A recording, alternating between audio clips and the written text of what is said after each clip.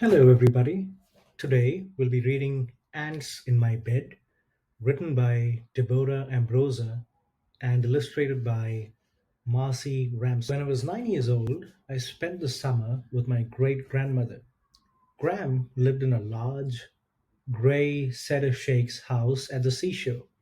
I stayed in the yellow bedroom where my father slept as a boy.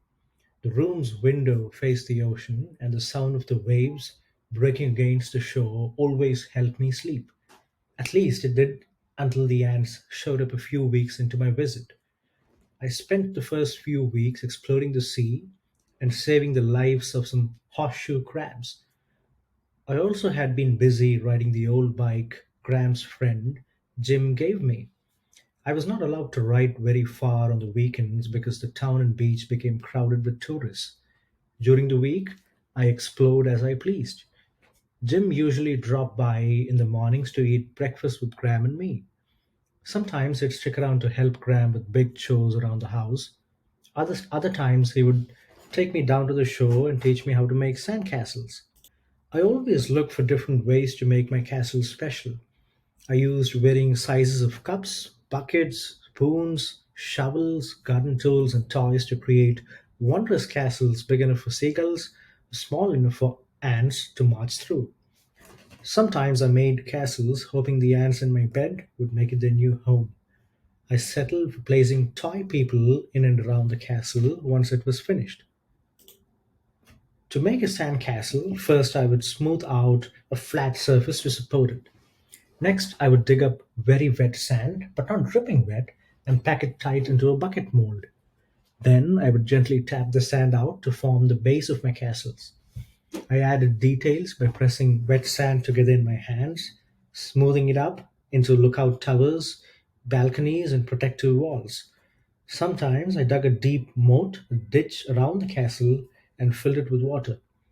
I often dripped watery sand on the edges to make fancy designs along the roof and down the walls. As a final touch, I would add shells, driftwood, seaweed, and sea glass that I'd collected with Jim earlier in the morning.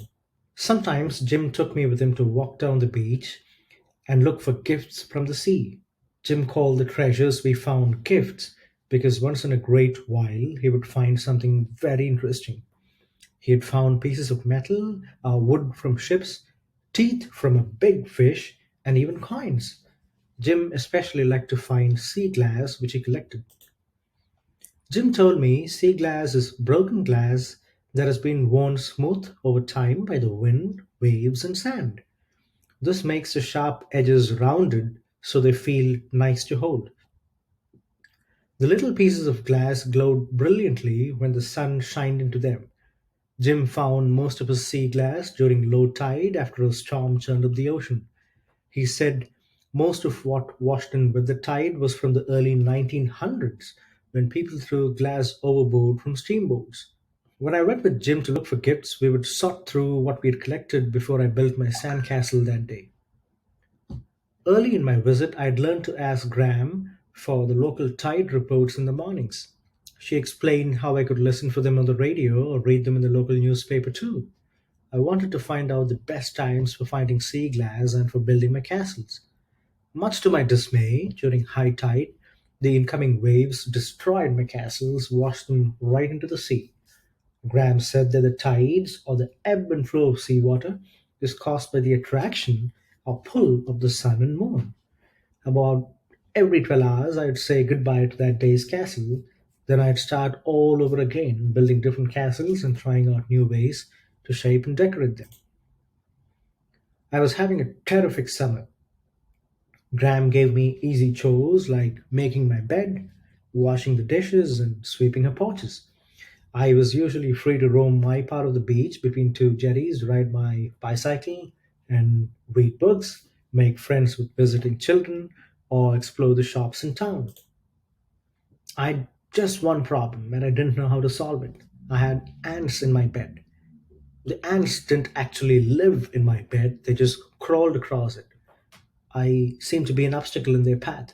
Instead of going around me, they climbed over me. I wasn't sleeping well, thinking of creepy, crawly ants skittering across me in the night. I didn't want to smash or stomp or spray the ants. I just wanted them to crawl somewhere else. I went to the town's library and asked the librarian where I could check out books about ants to find a solution to my dilemma. I looked through many, checked out four, and headed back to Graham's house. As I read, I learned that ants live in colonies which may exist for many years. Each colony has at least one queen that lays eggs. In about 25 days, the eggs turn into larvae. In another 10 days, the larvae make white cocoons to cover themselves. Inside the cocoons, the larvae turn into ant shaped pupa. Altogether, it takes almost 60 days for a new worker ant to be born. In just one colony, thousands of worker ants find food, build nests, and take care of the queen and the young.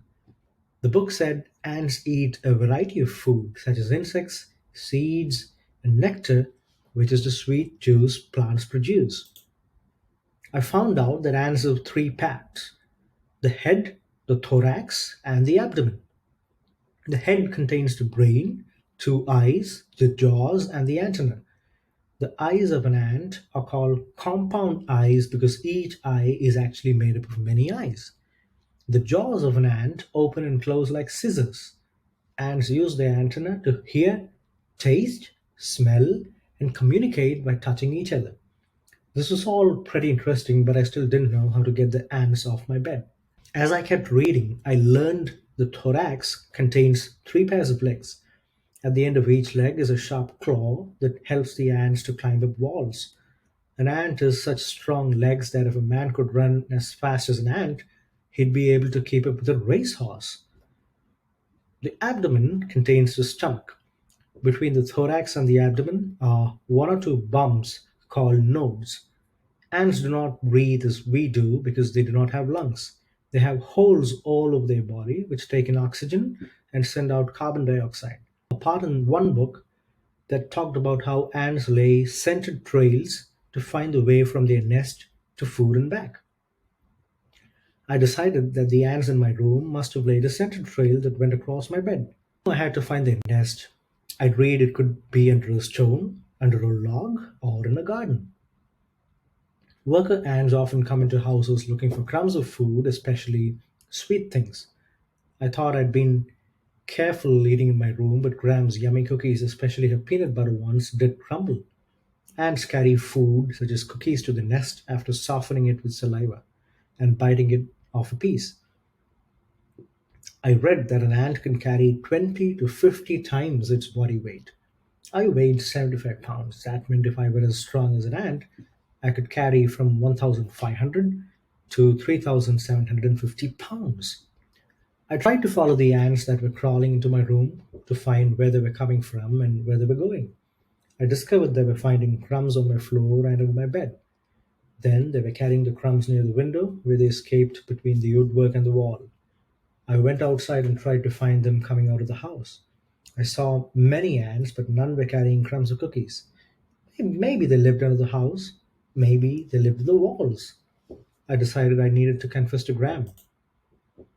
I told Graham about the ants and even about the cookie crumbs. I also said that I did not want to hurt them, I just wanted to get them off my bed. I asked Graham if I could use a vacuum to sweep up the crumbs in my room. I also asked if I could move the bed. I cleaned my room, changed the sheets, and scooted my bed closer to the window. I vowed not to eat cookies in my room anymore. I wondered if this could end my ant problems. As I lay in my bed that night, I thought about all of the ants that had been crawling up in my room. I decided to ask Graham if I could put some honey on the ground under my bedroom window to feed the ants since I'd taken over their food source. I closed my eyes with a smile on my face. Then I heard some strange noises outside my window. I looked out and saw winged things flying around in the moonlight. These black, flying things seemed to swoop back and forth from the house. Oh no, we have bats in the attic. Thank you. Hope you all have a great day. Please like and subscribe.